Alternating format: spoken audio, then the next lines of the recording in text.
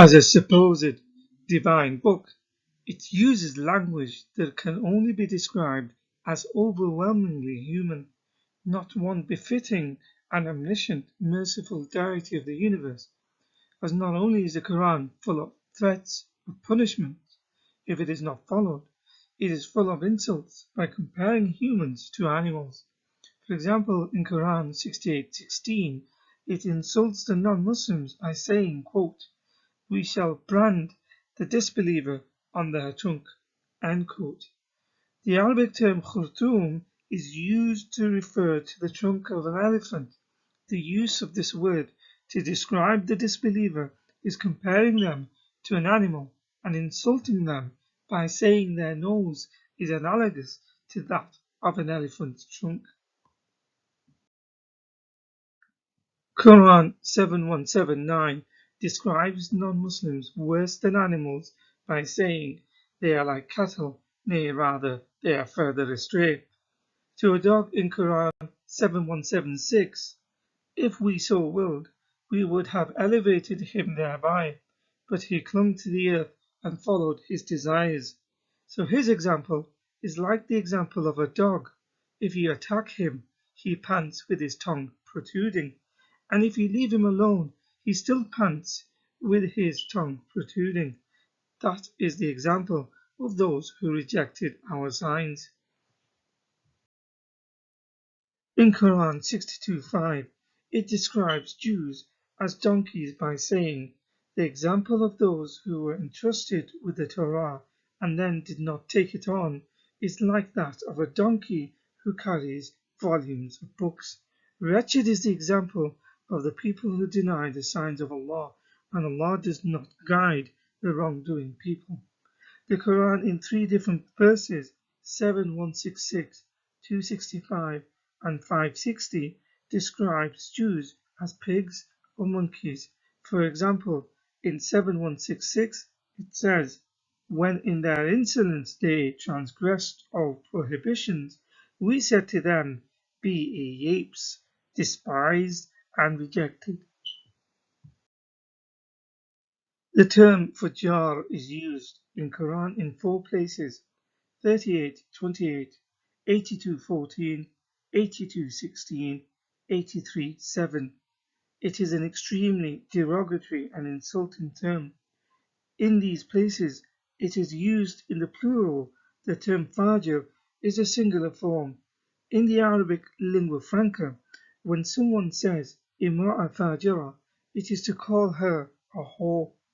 In Quran translations, the word Fujjar is translated as criminals, evil, or wicked.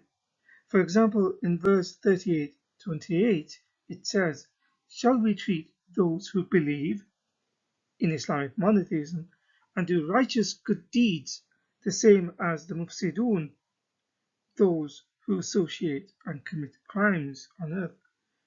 Or shall we treat the Muttaqun, the pious, the same as the Fujjar, criminals, disbelievers, and the wicked, etc.?"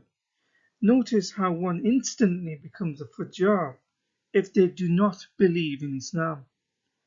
Quran 71:27 uses the word in its singular and says, quote, "If you leave them, the disbelievers, to it, they will mislead your slaves, the Muslims, and they," meaning the disbelievers, "do not beget none but wicked disbelievers."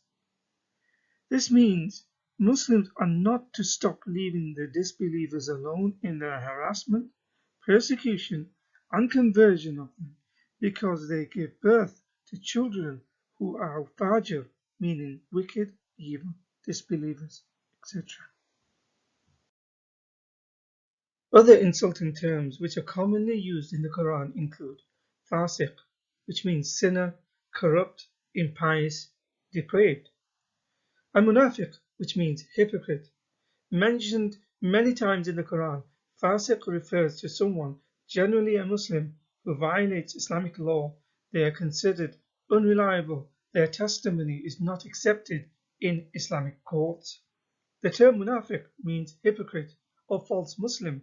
They are a group decried in the Quran as outward Muslims who are inwardly concealing disbelief and actively sought to undermine the Muslim community. An entire Quranic chapter is dedicated to them. The term kafir is found all over the Quran, and it is a derogatory term. As it's commonly thought, it does not simply mean a disbeliever, infidel, or non-Muslim. Its root is from the Arabic letters kaf, fa, ra, which is to conceal or hide. The origins of the term comes from a pre-Islamic term that described farmers burying seeds in the ground.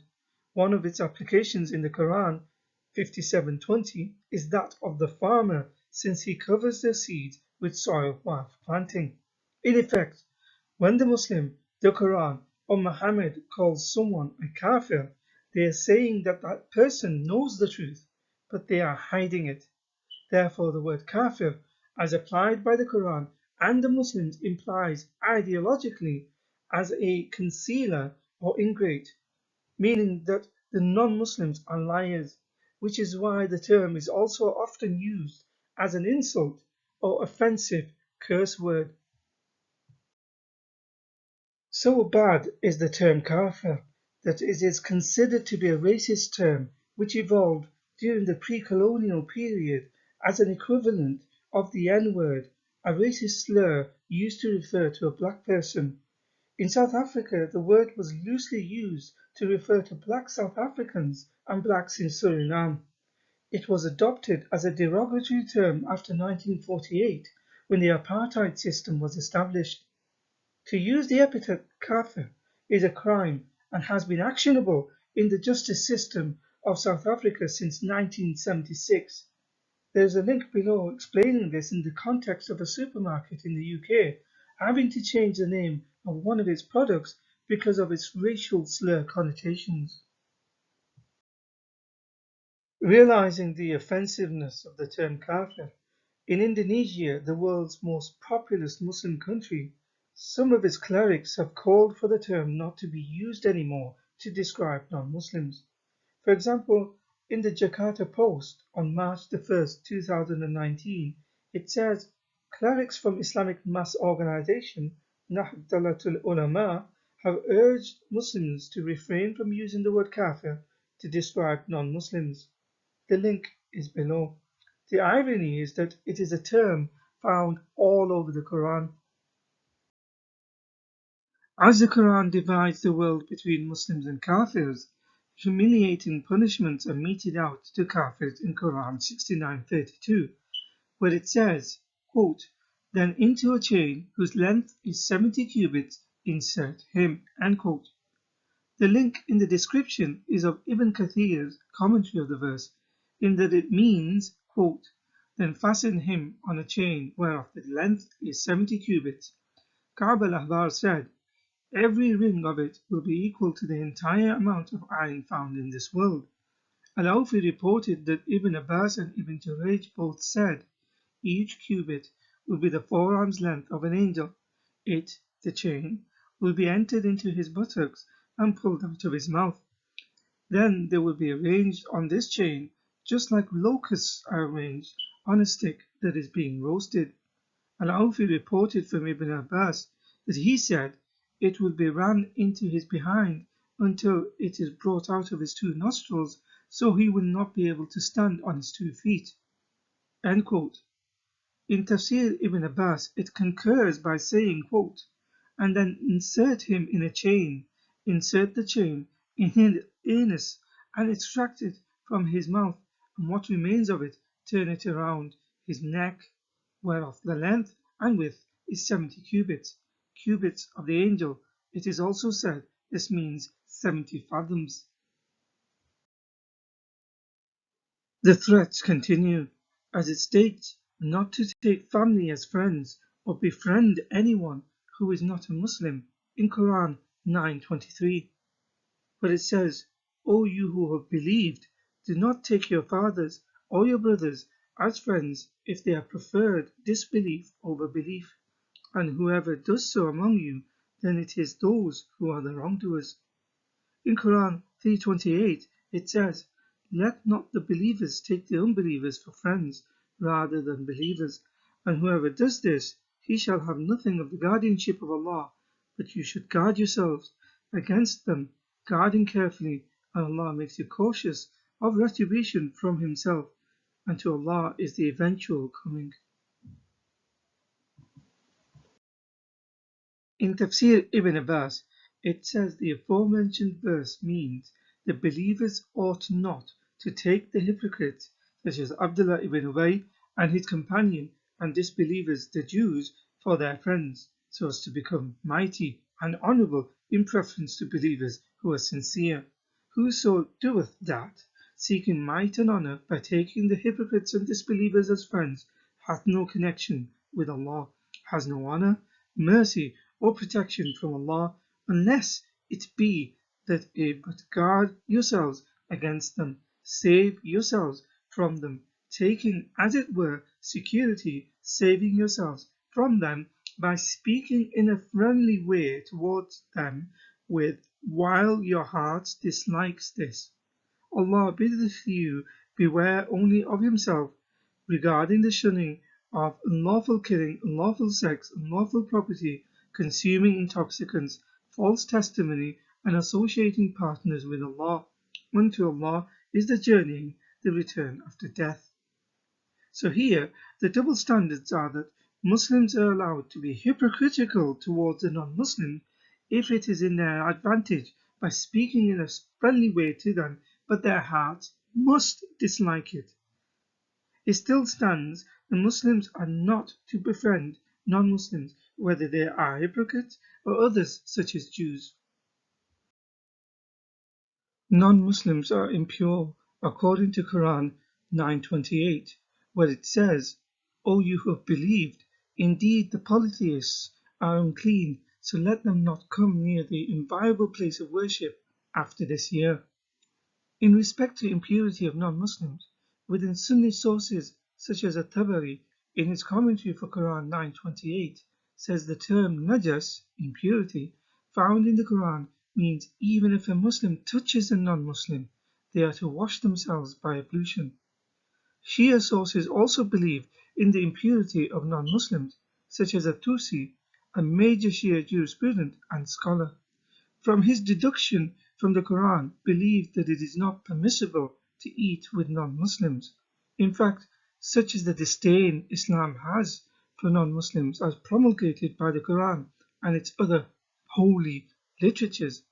Currently in Saudi Arabia, there are signs that direct non-Muslims away from the holy cities of Mecca and Medina. Access is only reserved for the pure Muslims. These road signs functions as a border that is defined by Saudi Arabia as a religious border, the only place on earth that such an apartheid religious border exists. So in conclusion, as a supposed divine book, it uses language that can be described as overwhelmingly human. Not only is the Quran full of threats of punishment if it is not followed, it is full of insults. It degrades non-Muslims by comparing them to animals. It uses vulgar and degrading language even towards Muslims who are not practicing, and labels others as hypocrites. The term kafir, found all over the Quran, is a derogatory term. It does not simply mean a disbeliever, infidel, or non-Muslim. Ideologically, it means a concealer, an ingrate, meaning that non-Muslims are liars. The term has been used as a racial slur in certain countries and even banned by some Muslim countries. The Quran mentions humiliating punishments for the kafir. The Quran warns Muslims not to befriend non-Muslims even if they are family. But Muslims can deceive if it's advantageous to them by speaking to non-Muslims in a friendly way, but their hearts must dislike it. Non-Muslims are impure, which is the reason why they are not allowed in the cities of Mecca and Medina.